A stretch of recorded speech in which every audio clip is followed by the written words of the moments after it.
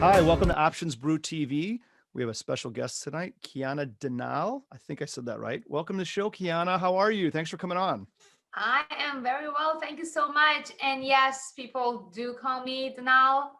It's Danial. Danial. It's like, the Southern say Danial. Y'all. I practiced that so much, but I had nothing to refer to, so I made a guess. Yeah, no, that's like literally the first guess of everybody. So it's all right. It's all good. Okay, good. So, I was reading through the show notes, and wow, what a background you have. And I know you don't think it's a big deal, but come on, give us a little bit. You spent some time. You said you're from Iran, right? And then you moved over to Japan. I think you went on a solo adventure to Japan. Is that right? Yeah. So born and raised in Iran, Jewish family, and then I had no intentions of doing anything. I was just okay. I'm just gonna stay in Iran, whatever. And went to Japan. Thought I'm just gonna be there for 6 months. So I was like, okay, this is cool. I'm gonna do it. And I kind of fell for the trap. So Japan, when you first go there Hmm. as a foreigner, you don't see the deep level, you see the surface, and the surface is so good. It's like unicorns and rainbows, and it's just like amazing, especially in Tokyo. And I fell in love. I'm like, oh my gosh, I'm gonna stay here. And I did. And then after I learned Japanese, no offense, but I learned about the other layers to the culture. Okay.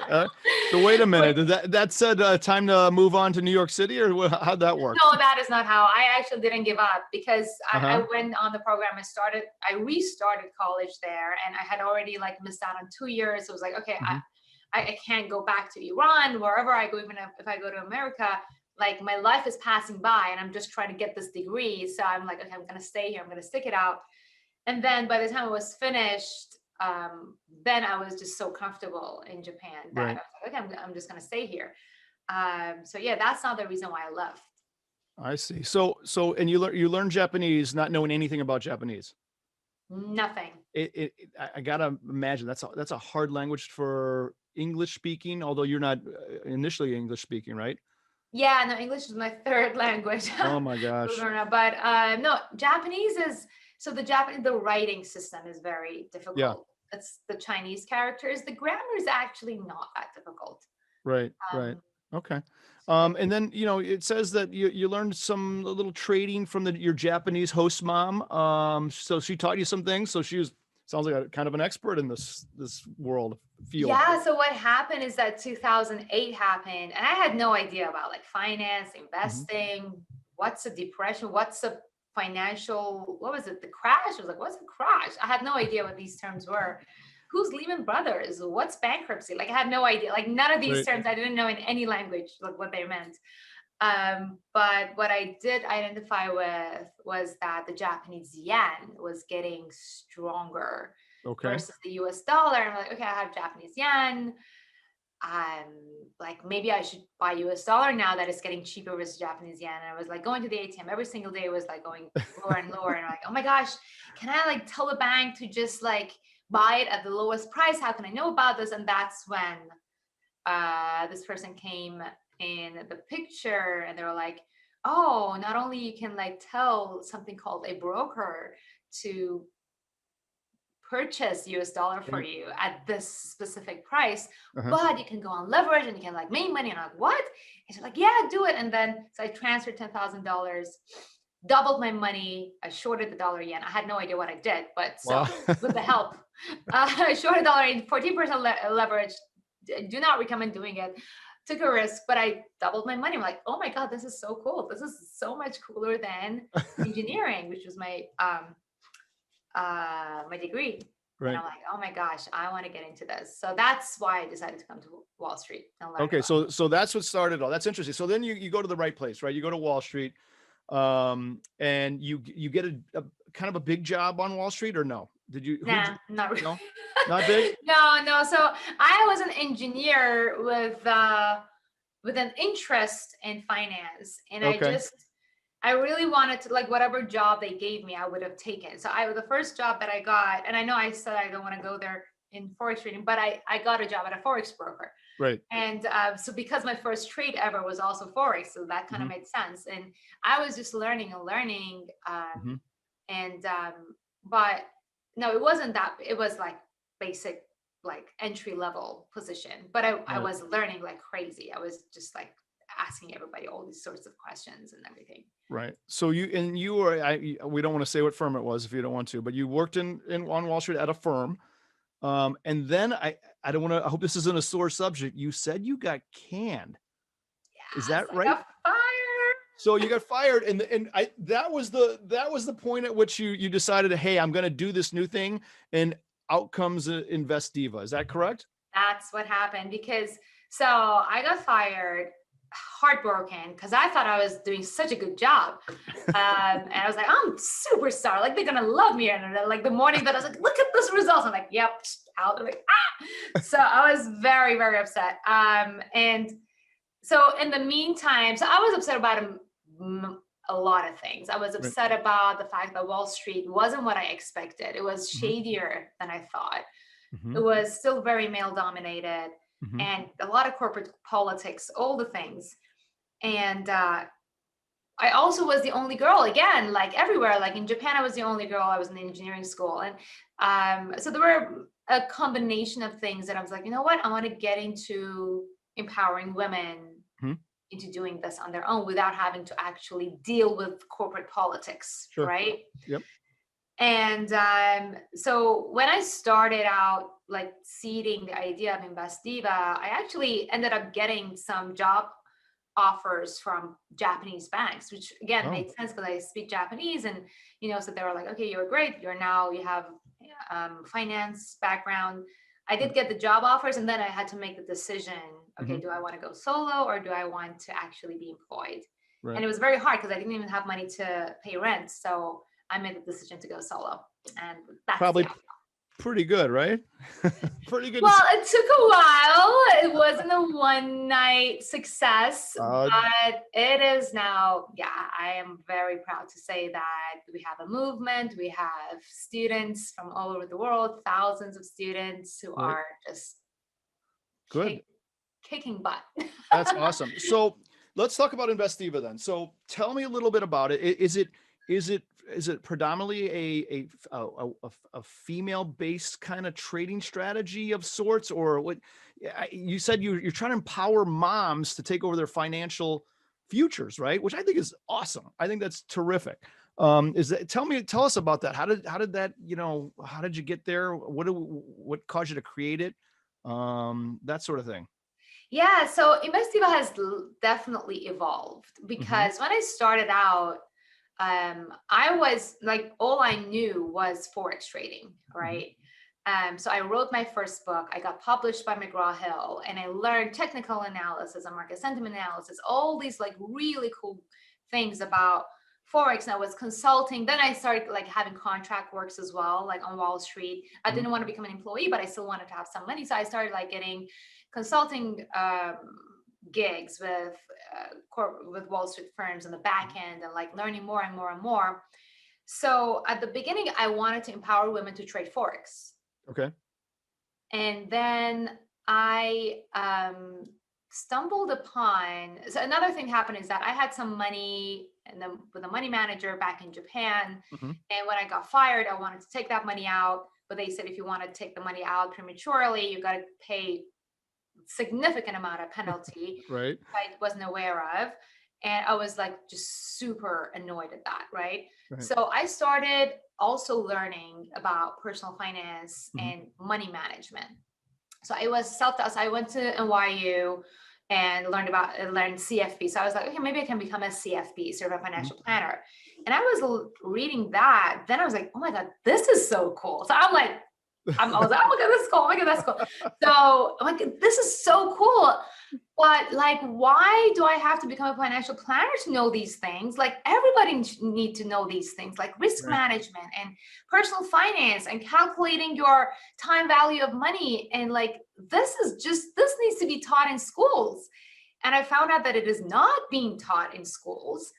And I was like so pissed off because like if I had known this, I wouldn't have Right. gone to the money manager. Like I would have done it myself and I wouldn't have to pay that ridiculous amount of penalty to Right. get my money back. That was my own money, right? So I decided to then now kind of evolve from just being a forex trading Mhm. educator to also combining financial education. Okay. Then as I was for trading, I realized I also liked stocks. So I started investing in stocks, and then I became a mom. I was like, okay, I do not have time for day trading. That seems busy to me. It's Y- busy. Yeah. I'm like, wait a minute. You throw the mom part in there. Listen, my wife and I raise some kids. It's busy, right?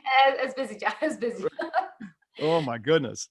And I'm like, okay, I'm done. I would want to focus on investing. And Mhm. then I actually kind of lost some money in trading too, which was like, ah. Yeah. And I was like, I got introduced to value investing and growth investing. Mhm. And that kind of aligned with my new personality as a mom. Like, this is so cool. Like, this is even cooler now. So this is how Invest Diva has evolved. Is it just a woman empowerment? We actually have a lot of men. So at the beginning, I wanted it to be a women Sure. community, but because it's such a male dominated field, it just was 90% of my students were always men. Mhm. Then 2020, last year, suddenly we had this influx of moms because I think when my mom's story came out, like people were identifying with it, and I became a little bit more um, intentional with Mhm. my marketing and with my how I present Sure. myself, and that helped. I think also COVID kind of helped people, moms, really rely with my identify with my story. Yep. So we finally became actually 70% women, which was really Wow. cool. But so now what I tell people is like, is this only for women? Is this only for moms? No, this is for everybody, as long as you support the fact that I really, really, really want to empower Right. moms to take control of their financial future, because moms, they tend to forget about themselves and Right. they just push off the financials. Not everybody, but a lot of Sure. them. Right. Um, Mhm. you just tend to like, my husband's gonna take care of it, and I think that's Yeah. not wise. No, So that's good. that's the mission. Yeah, that's fantastic. Like we were talking before we went on. I was on the trading floor, right? And I bet you can guess how many men versus women were on the trading floor back, 20 years ago. There were not a lot of women at all. So I think this is fantastic. The Invest Diva and empowering women. I think it's just such a great idea. So what kind of educational materials come with the program? I mean, I'm assuming are there different signups and different programs? Is there like master classes and, all of the above? How does this all work? So it used to be a lot of stuff that was Mhm. kind of confusing. So in my mission to simplicity and to move for simplicity, so I have like a ton of books. I have Cryptocurrency Investing for Dummies book. I have like Ichimoku Secrets, $1 Million Moms, like all these things. Mhm. But now I realize people just don't want to make decisions. So I've made it easy for everybody. It's like there is a master class, it's a 90-minute training Mhm. where I kind of talk about my story and my process of how I invest and how I take control of my finances and Mhm. manage my risk and my family's risk. And I manage my family's portfolios as well, even though I'm a mom. And even though like I'm an entrepreneur now, like really my full-time job is running Invest Diva, and I spend an hour per month managing my portfolio. So that's Right. what I teach people, how you can do this too. Mhm. Instead of going to a money manager, how you can become your own money manager, have better returns, not spend that much time, Right. and just be in control, which is very empowering. Oh yeah. So, you said you were a certified financial planner, that you're registered I'm then? not. I studied for it, Got it. but Okay. then I was like, okay, I have again two choices. I can go and become a certified financial planner, go manage people's money, or I can teach people how to become their own money manager. So I Got studied it. the whole thing, but I didn't take my final exam to become a CFP. So I am not a CFP. This is not Got it. financial advice. Disclaimer, Oh, we don't worry. We'll do that. just education. That's right. Understood. Understood. And they can get that at investiva.com. So they can go there and sign up. Is that correct? Yeah, you can just go register. It's a 90-minute training, Okay. and I also at the end of it talk about, then I kind of talk about, okay, so if you're still interested, this is how you can work with us. But Right. the first hour or so is just literally pure training to see, Mhm. people want to know like who they're dealing with. So Sure. that's the goal, to really give a lot of value right Right. away. Now, are you doing, is this a, like we're doing right now? Is it on a Zoom kind of thing where you talk to your students? Is that how it works? So that is right now, time management. Mhm. It's an ongoing on demand webinar, a replay, Mhm. but we have admin in the chat box Okay. in in case people have questions. So Got it. I'm not doing it 24 hours per day, but it is on demand. So you select the best time that works for you, and then we have admins at those select times Mhm. that are going to be present in the chat box and answer your questions. Got it. Okay, that makes sense. Well, have you come across any like unbelievable success stories? With some of your pupils. They said, "Kiana, you're not going to believe this. I listened to you, and I'm up, 40% over the last 2 years, or something crazy like that." Oh my God, we have so many success stories. I'm Oh, actually gonna bring good. it out. I'm gonna read it for you. Oh my God, I'm so glad that you asked it, because that's like that's the most rewarding part of what I do, Yep. is that just seeing the success stories. I'm like, oh my God, this is so cool. So we have like people from all over the world. Like this gal, Grace. Oh my God, I'm so proud of her. She came in last year. Mhm. She put in some money. She had 200% return. Oh Well, my that's really gosh. a great year, but I mean, still 200% return is crazy. Average, our students do, it's been, so this strategy has been around now for 4 years. Mhm. This, like, the training has been around for 4 years. So average, our students do 70% per year. But I have people who come in like not knowing how to log into their bank accounts, and then Oh, like managing their portfolios and their husband's right. portfolios and their parents' portfolios and their kids' portfolios, and they're like set up. We teach them how to set up, for tax purposes, like what kind of portfolio for your kids and what kind of portfolios for this and that. And it's just, it's been amazing how people are coming in and Yep. just kicking butt, and That's super cool. great. Wow. So do they do different asset classes in this portfolio management? Is it all just stocks, or do you move all over the place, bonds and cryptos? I mean, we got to talk a little bit about cryptos one of these seconds. You're going to school me on cryptos. All I know is that Elon Musk bought a lot of cryptos, and he accepts them for buying Teslas now. I think. I don't know.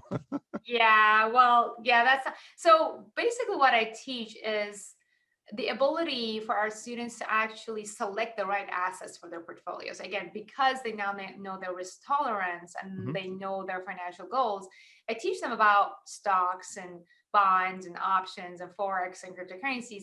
I personally don't know much about options. Mhm. I haven't really tried them out. We have a course, so I had somebody else to come like teach that part Sure. of our course because I don't do it. Mhm.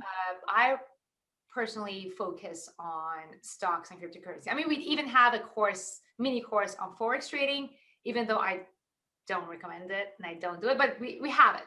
So Okay. if you have like, I'm like, I have such a high risk tolerance and I want to be glued to my screen all day, I'm gonna do forex trading. I'm like, okay, be my guest. Here you go. There's a course. Right. So it's all included in the power course, we call it. Okay.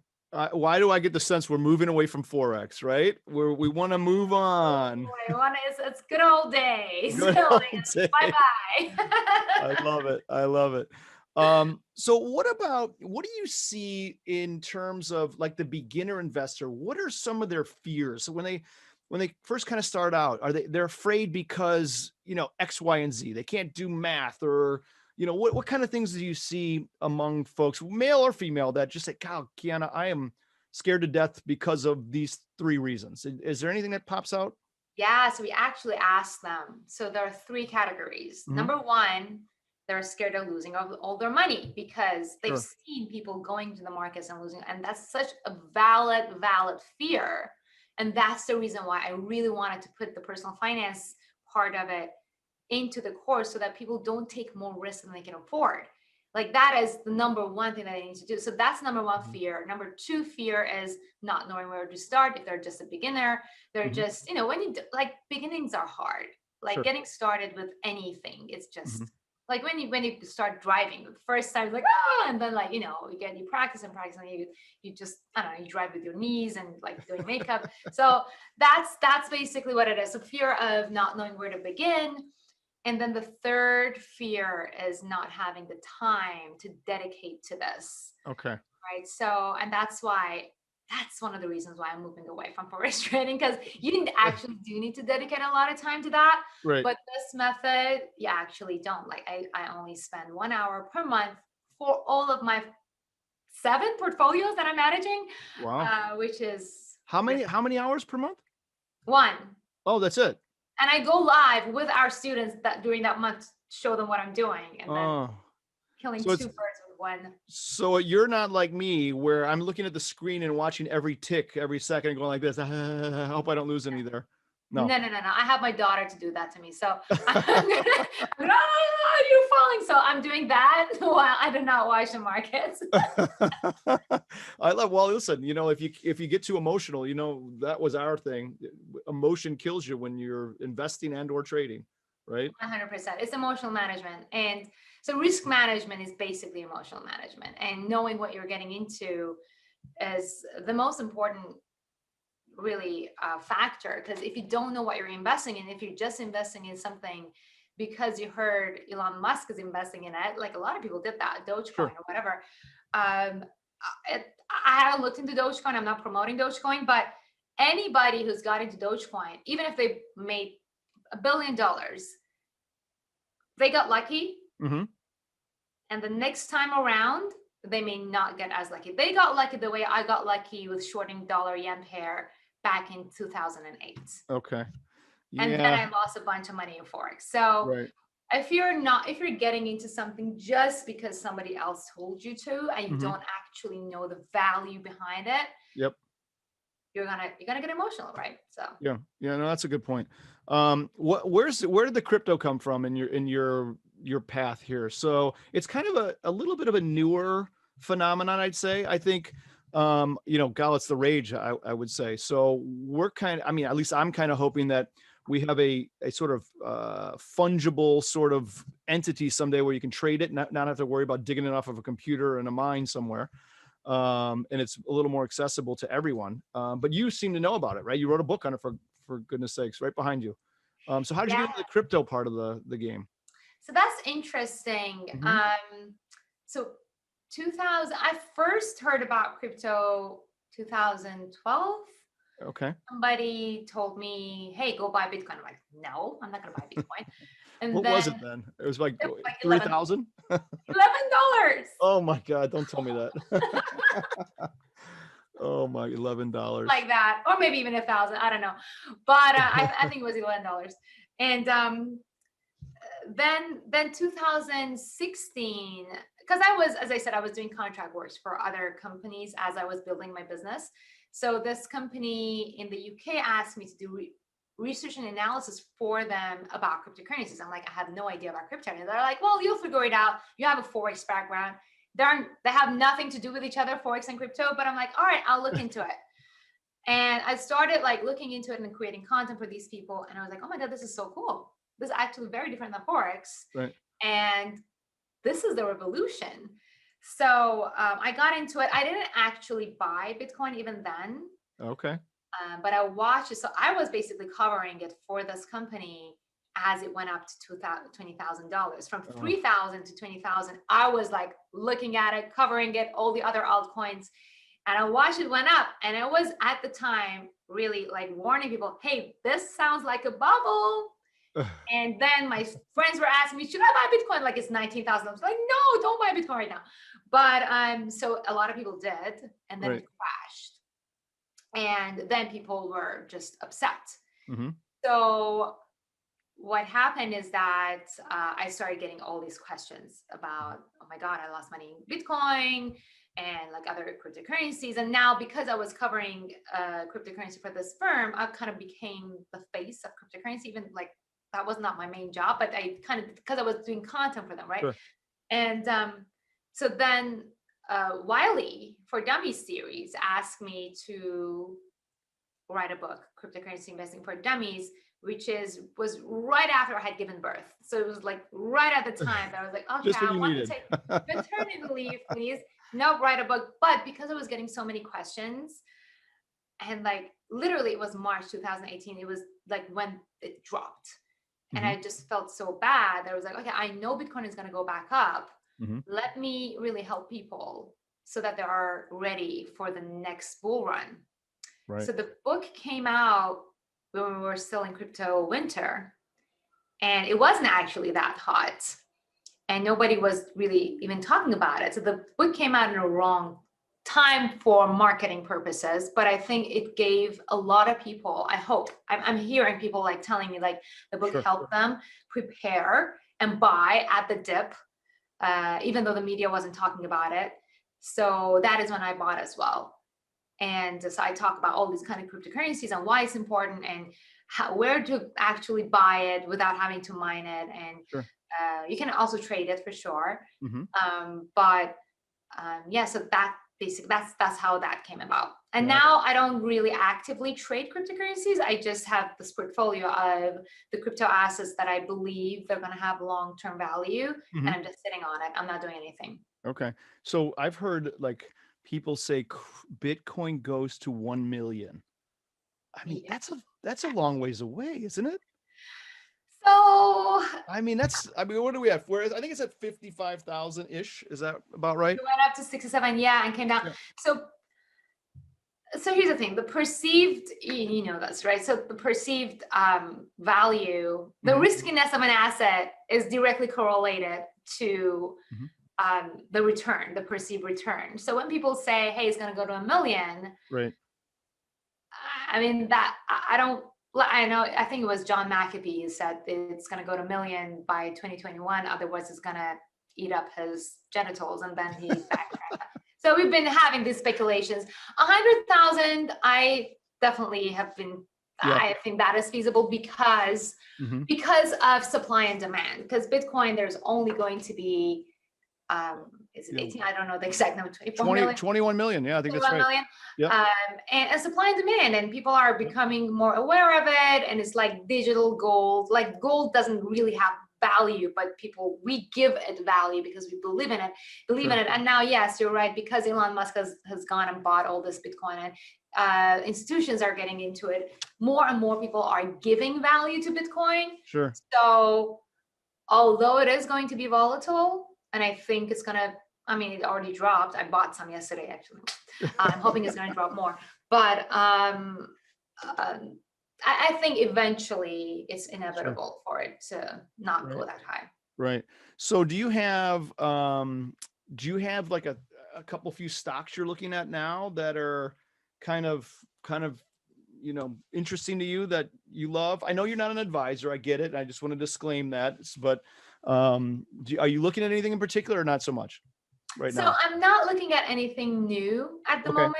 I am buying more of the stuff that I already have in my portfolio. And my Mhm. portfolio is a little bit more tech heavy, Mhm. because I just simply think that's the direction we're moving. Like we're moving towards AI and tech and Sure. all this good stuff. So I'm invested heavily in some of the blue chip stocks in this area, like all the names. Right. Google and Microsoft and Mhm. Amazon, and I do like Tesla and Nvidia and AMD. So these are some of my Right. uh, ones that I have. Like I'm taking somewhat of a risk, but Sure. I'm also holding long term. And then so my portfolio is basically really I've moved away from trying to look for the next Apple Mhm. to buying companies that are more established. I'm getting gold. Let's put it that. I'm getting gold. I'm buying more established companies that are less risky, probably less growth potential. Right. Every once in a while, I look into like Coinbase. I'm not going to invest in. I didn't invest in it at the IPO, but eventually, Mhm. I may set some buy limit orders because it's probably going to crash more because it was just so highly anticipated. Sure. But like things like that, every once in a while, I'll take a look. Okay, got it, got it. Well, that's good to know. Yeah, everyone's so tech heavy, I think, as well. The folks I talk to regularly, everyone. But to your point, people are trying to find the next Apple. At least the people I'm talking to, they're like, I wonder if this is it. And they're talking about 5G networking and then all of the the internet speeds because people are working at home from COVID now and more remote working. So there's going to be an upgrade there. I'm like, that's too hard for me to think of. I can't I can't put all those pieces together. Yeah, I mean, you have to really dig into it. And I mean, if I find a company like I've done, like, I don't know, was it Palantir? Oh, right. Yeah. Yeah, so I mean, so if I want to really invest in something new, I go down the rabbit hole. Who's their management? What are their visions? Why Really? this one and not the other one? Like I go to their LinkedIn pages. I go to Glassdoor to see how many people they're hiring. Like I go as if I'm gonna buy that company, hmm and then if it's something that I'm like, okay, this is cool. Yeah. I do So then, cryptocurrencies too. So right. That's awesome. So that I was going to ask you a question. Someone asked a question, and the question is: are your strategies that you're teaching more technical analysis or company fundamentals? And I think you kind of just answered it to make decision, or is it a mixture of both? Sounds like maybe a mixture of both, right? it's a mix. So first I go asset picking hmm with the fundamental analysis. I don't look at like company reports and stuff. I really look at like long-term value because I'm a value growth investor. That's how I hmm kind of define myself. But then I use technical analysis to buy at optimal prices. So use Got it. technical analysis and market sentiment just to see if it's overvalued right now. If it is, then I use Ichimoku and Fibonacci retracement levels to see how low it could drop to in the next pullback. And I Mhm. set buy limit orders. And that's why Okay. it takes me so little to manage my portfolio because I just set buy limit orders and then I Right. say bye until next month. So you use that Ikimochu cloud? Yeah, yeah, yeah. Did I say that wrong? I did. Oh, it's like Yeah. ichi, like when you're itchy, and then moku, like mocha. So Okay. ichi mocha or ichi mocha. Ichimoka. So someone introduced that term to me, and I don't know what it means, but I saw it on one of our graphs. But I don't know how to use it. But it looks like it's pretty neat. Some people do use that, right? It's a Japanese indicator, of Sure. course. So that kind of brings back the whole story. So how that happened is that so when I was consulting for another Wall Street company hmm while I was kind of beginning Invest Diva, I started consulting with this company who wanted to branch out of Japan. So I started going to Japan on business trip with this company as a hmm consultant. And so I was on, we were talking, we were in Tokyo at one of these like financial corporations in Tokyo. And I was talking with some of the traders there. And I was like, hey, so how you guys like kind of be Wall Street guys? Like you guys are basically like going to battle with Wall Street. Like, how do you do that? And he told me about Ichimoku. Oh, nice. Well, we added that indicator. I know it. Nice. It's a little bit, so I mean it looks like a bowl of noodles, but once you make sense of it, it actually makes sense. So it's like it just like it when I look at the chart with Ichimoku on it, I just Sure. know what the market direction is, and that's all I need to know. Like Got is it. it up, Okay. down, Let's is yeah. let's do a couple questions. What do you think, Kiana? And then we'll let you get back to your family life there. Thank you so much. Question: do I need to be a math expert to understand what you would teach? So people are afraid of math. I get it. What do you think? I'm going to take a gander and say no. So what do you think? No. No. No, you literally don't need any math, like not even 2 plus 2. Really? No math. Everything is done for you. Like we have platforms, we have calculators. Ichimoku is literally doing the Yep. calculation for you. So you just see it on the chart. So as long as you have, so yeah, so you have to have eyes. Right. So maybe I'm getting into a political, there is a disadvantage for people who cannot see very well. So if you Right. can't see very well, get your glasses on, but you don't need math. Okay, well that's good to know. Oh, so people can do this without math. I love it. Um, okay, the next question. Is there a particular exit strategy that you use to get out of an asset or even the portfolio for that matter? Is there something that tips you off and say, you know what, I don't like this anymore. Time to bale hay. Right. So that is when I do my fundamental and technical analysis. So Okay. if I decide this company is not worth it anymore, obviously I have to go do fundamental analysis on it and see why this is not aligned with my values anymore. And I will then use Fibonacci to have an exit plan to sell. I typically don't sell within a year for tax purposes, because if you hold it within a year, if you're not a professional day trader, if you're not like as an organization have that structure to pay a day trader taxes, then you're going to get taxed more. So I don't have that structure. So I typically try to hold over a year. Now that I make a lot of money, so I make a lot of money now, not because of investing, but because of my business. Sure. I have the luxury to just feed my account and compound that way. So I don't have to exit and get back in to compound. Before, when I wasn't making that much money, I used to have a more active exit strategy where I would like buy, sell, where, you know, technical analysis showed me swing trading, not day trading, but still like with Tesla, we did that over and over again when it was like going back like that. So I would like sell, and then I would buy again when it dropped, and I would sell. And like I would go more with ranging assets. So my strategy has changed because my financial situation has changed. And that's what I teach, because like my strategy may not be suitable to you because your financial situation is different. So that's why I cannot just give you like this one magic pill, like, hey, what I do. Okay, I get it. So can anyone be a part of Invest Diva? Meaning, I think this is questions more related to account size. So can you trade with it, or invest with as little as $500? I'm just picking a random number here, a random small number. 50 actually, but yeah. $50 or $50,000? $50. Oh, come on, really? Just get started, yeah. Okay, so there's no account minimums to try to, you know, take advantage of what you teach. No, because again, so because of thanks to technology, like literally anybody and anyone with an internet access can start investing at any amount. All I would say is that don't go on margin. Okay. And start with just what you have, especially. But I mean, before that, you really want to know your risk tolerance. Now, is this for everybody? I'm gonna actually tell you who this is not for. Would that be okay? Because I don't want to. I mean. Yeah, because I mean, yeah, so who is this for? This is for if you want to create a better financial future for yourself, for your children, for your family members. If you don't have no clue where to start, if you're scared of, you know, never being able to retire fully, if you're trying to find the best way to grow your money, but you're scared that you're going to fall for another guru. I don't know, you're like going to lose all your money, or you're scared, you've fallen victim of the volatility and the mixed messages from all the media. And so these kind of people are more than welcome, regardless of the gender or, you know, parental status. But so the one thing that I don't teach is how to get rich quick.